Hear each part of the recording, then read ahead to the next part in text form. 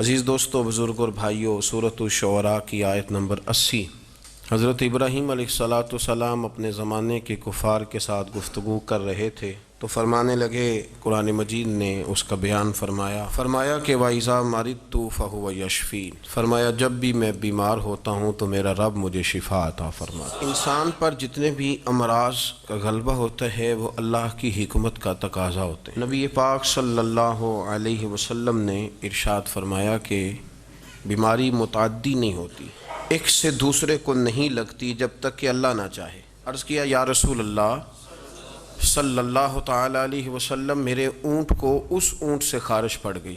تو حضور نے فرمایا اس کو کہاں سے پڑی تھی؟ آپ سمجھیے گا میری بات کو، سرکار کا سوال دیکھیے، یا رسول اللہ میرے اونٹ کو اس اونٹ سے خارش پڑی، تو فرمایا اس کو کہاں سے پڑی تھی؟ عرض کی حضور وہ تو قدرتی معاملہ ہے۔ تو فرمایا یہ بھی قدرتی معاملہ، یہ ٹھیک ہے کسی آدمی کو جراثیم لگ جاتے ہیں، یہ درست ہے کسی آدمی کے ہاتھ کو بعض اوقات ایسی چیز لگ جاتی ہے جو نہیں لگنی چاہیے تھی، لیکن وہ مؤثر تب ہوتی ہے جب رب چاہتا ہے۔ جب تک اللہ نہیں چاہتا کوئی چیز بھی مؤثر نہیں ہوتی۔ اثر تب ہوتا ہے جب اللہ کی حکمت ہوتی ہے۔ اس بات کو اچھی طرح سمجھ لیں۔ آفات بلیات آ جاتی ہیں، آتی رہی ہیں، اللہ ہمیں محفوظ فرمائے اور اللہ ہمارے حال پہ رحم فرمائے۔ یہ پہلے بھی کئی امراض آئے، طاعون کا مرض پھیل جایا کرتا تھا، نبی کریم صلی اللہ علیہ وسلم نے اس کے بارے میں کئی چیزیں بڑی وضاحت کے ساتھ بیان فرمائیں۔ تو آفات آ جایا کرتی ہیں۔ ہمارا ماحول یہ بن گیا کہ افراط و تفریط بہت زیادہ ہے۔ کچھ لوگ ہیں جو کہتے ہیں کہ احتیاط کا معنی یہ ہے کہ بس احتیاط ہی سے سارا کچھ بنے گا۔ کچھ لوگ ایسے ہیں وہ کہتے ہیں احتیاط کیا ہوتی ہے، چھوڑیں اللہ نے کرنا جو کرنا ہے۔ یہ دونوں باتیں افراط و تفریط ہیں۔ اچھی طرح سمجھ لیں، نبی پاک صلی اللہ علیہ وسلم نے اسباب اختیار کرنے کا حکم دیا ہے، پر اسباب پر بھروسہ کرنے سے منع فرمایا۔ آپ بیمار ہیں تو دعا کھائیں، یہ حکم ہے، لیکن یہ نہ کہیں کہ مجھے دعا نے شفا دی ہے، یہ کہیں شفا اللہ نے عطا فرمائی ہے۔ اسباب کو اختیار کریں گے، آپ احتیاطی تدابیر پر آپ عمل کریں گے، لیکن آپ کو احتیاطی تدابیر نہیں بچائیں گی، بچائے گا اللہ، اللہ کی رحمت بچائے گی، بچانے والا اللہ ہے۔ یہ عقیدہ راسخ کریں، راسخ، خوف سے نکلیں۔ میں محسوس کر رہا ہوں کہ خوف ایک چھا گیا ہے۔ نبی پاک صلی اللہ علیہ وسلم کی بارگاہ عالی مرتبت میں ایک صحابی نے عرض کی، یا رسول اللہ صلی اللہ علیہ وسلم، میں نے مسجد نبوی شریف میں نماز ادا کرنی ہے تو میرا اونٹ میرے ساتھ ہے، تو میں کیا اسے کھلا چھوڑ کے اللہ کے بھروسے پہ نماز پڑھ لوں؟ کھلا چھوڑ دیتا ہوں، کسی کے ساتھ باندھتا نہیں، کسی جگہ اس کی رسی کو میں باندھتا نہیں، کھلا چھوڑ کے اللہ کے بھروسے پہ نماز پڑھ لوں؟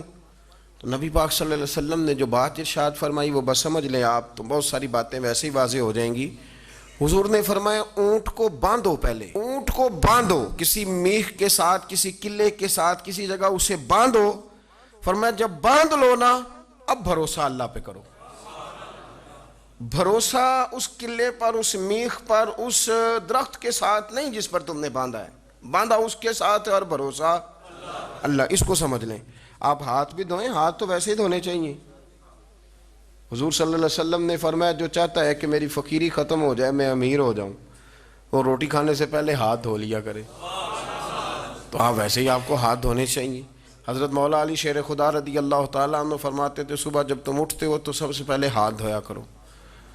حضور کیوں؟ فرمایا تمہیں کیا پتا تمہارے ہاتھ نے رات کہاں گزاری ہے، ہاتھ دھو لو۔ تو ہاتھ آپ بار بار دھوئیں، کون منع کر رہا ہے؟ احتیاطی تدابیر۔ لیکن میں تھوڑی سی میں اصل میں کسی بات کو الجھانا نہیں چاہتا۔ میں کچھ دنوں سے یہ محسوس کر رہا ہوں کہ میری قوم بیچاری کو یہ سمجھ ہی نہیں آتی کہ ویسے صحیح کون کہہ رہا ہے۔ آپ یقین کریں، جیسے میلہ نہیں لگ جاتا اور سارے اپنا اپنا سیرپ بیچنا شروع کر دیتے ہیں۔ کوئی کہتا ہے شربت میرے والا اچھا ہے، تو کوئی کہتا ہے میں نے تخم لنگا زیادہ ڈالی ہے تو میرا زیادہ ٹھنڈا ہے۔ آپ یقین کریں ایسی ایسی باتیں سننے کو ملتی، وہ جی نہیں یہ کچھ بھی نہیں ہے، یہ تو ہماری حکومت امریکہ سے پیسے لینا چاہتی ہے تو اس لیے ڈھونگ رچایا، کوئی شے نہیں۔ آپ کیسی بات کر رہے ہیں؟ یہ کوئی 250 کے قریب ملکوں میں چلا گیا ہے، اور آپ کیوں اس طرح کے الزام تراشیاں کر رہے ہیں جس کا وجود نہیں ہے؟ کیوں آپ ایسی باتیں کرتے ہیں؟ آپ کے پاس جب تک کوئی مضبوط بات ہی نہیں، آپ بات کیوں الجھاتے ہیں؟ کوشش کریں، جو آپ کو تدابیر بتائی جا رہی ہیں، تدبیر کو اختیار کرنا دین کے اندر سنت ہے۔ کوئی منع نہیں ہے، آپ تدبیر اختیار کریں، ہاتھ کو دھوئیں، بلکہ میرا مشورہ یہ ہے کہ مسواک کریں بار بار، اور یہ حدیث ذہن میں رکھ کے کریں کہ نبی پاک علیہ السلام نے فرمایا سوائے موت کے مسواک میں اللہ نے ہر بیماری کی شفا رکھی ہوئی۔